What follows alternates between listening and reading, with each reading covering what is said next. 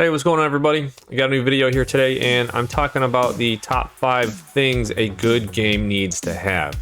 So let's jump into it. Number 1, controls. If the game doesn't have good controls, I'm not gonna play the game. So real quick, this isn't a bad game. It's gonna be a quick example. It's just a dated game, and that is The Legend of Zelda Wind Waker. It's a good game, okay? It's a good game. However, the controls to me aren't very good, so it's harder for me to get into it. There's no options to change the axis of how I move Link. And so to me, the game isn't as good as it could be. If there was just a quick option in there to change the controls, I would have a much better time playing the game. Other games that have terrible controls, well, this is just an example, but when a game feels like you're on ice, or a game feels like you can't move, a game where your inputs aren't crisp, a good game needs to have very, very crisp inputs. A good example of this would be Cuphead. Cuphead has amazing response. That game feels so fair whenever I'm playing it. If I die or get hit, it's because I did something.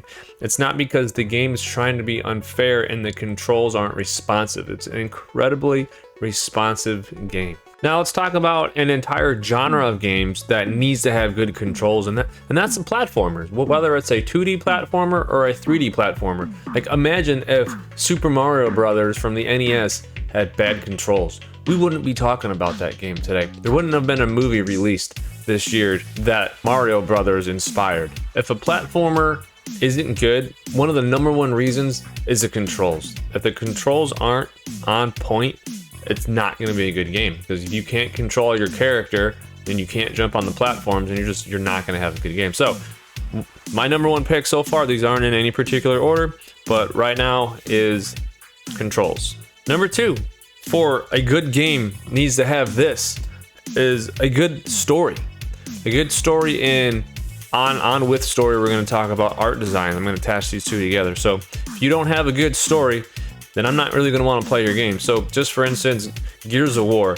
I was in high school when the Gears of War first released, and through my college years, 2 and 3 released. And I love the story to the point where I tried to convince my wife to name my 2 sons Marcus and Dominic. However, they are not called that. That's fine. But I love that story.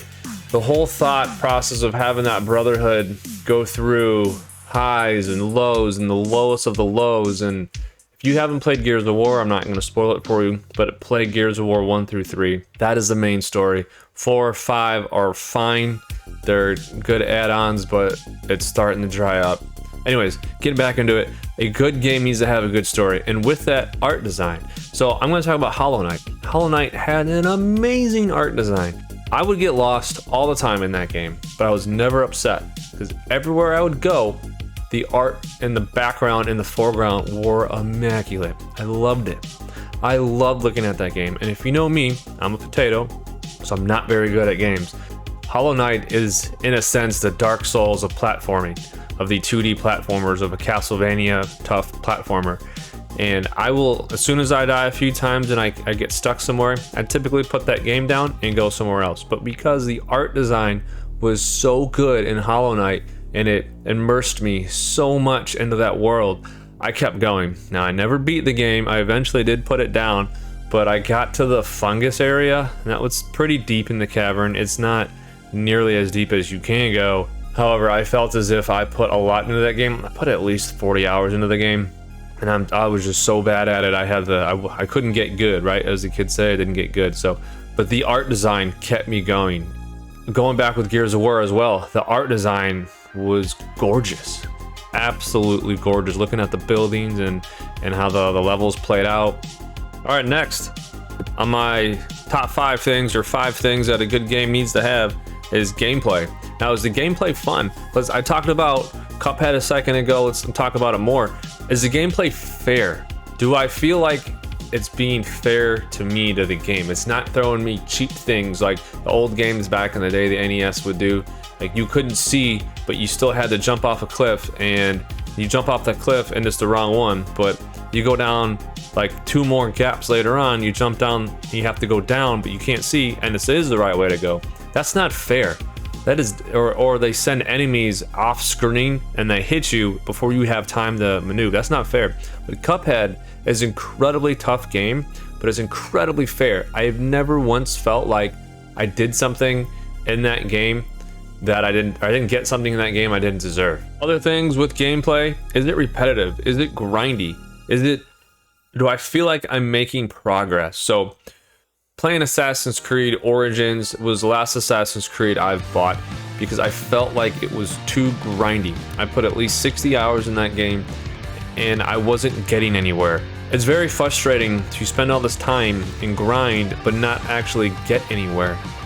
So a good game that gives you all the tools and lets you have fun, a good example is Half-Life 2. You get a gravity gun at the fairly close to the beginning of it, and in Half-Life 2 you can pick up different objects and then you can throw them at your enemies. You can use fire extinguishers and different saw blades to help you get through different puzzles and missions. Well, you get to the very end and you get a super upgrade. If you haven't played Half-Life 2, please pause this, spoiler alert, move forward in the video or go to another one. I'm about to spoil Half-Life 2. The last hour of the game, your gravity gun gets a accelerant or a, what do you call it? It gets overcharged and you can pick up anything. You're picking up enemies. You just suck up enemies and throw them off the ledge. It is so much fun and so satisfying. The gameplay just feels amazing. That is what a game needs to do when the gameplay feels like you're actually a god or makes you feel overpowered. There's an extent, there's a balance there. You can't go too overpowered where it's not even fun anymore. But when you're struggling for a little while, then eventually the game just says, here you go, have everything you want. It's a game changer and it makes you want to come back and play more. There's not too many games I've played over and over again, but Half-Life 2 is a game because of the gravity gun I have gone back to multiple times. My next point, point number 4 of what a good game needs to have is sound design. If your game doesn't have good sound design and it just sounds like a wet piece of bacon slapping on the floor, that is not good. I don't know what's trying to sound like a wet piece of bacon, I have no idea. But it needs to sound crisp, like for example, a piece of bacon in a frying pan sounds way better. So just for instance, Call of Duty and Battlefield do a fairly good job or a very good job of making you feel like you're actually shooting a gun. The sounds are crisp, it sounds good, it sounds great. It doesn't sound like blah. You'll know what I'm talking about when you hear it. When you pull a trigger and you feel like you pulled a real trigger, that's good sound design. Other things that go along with sound is music.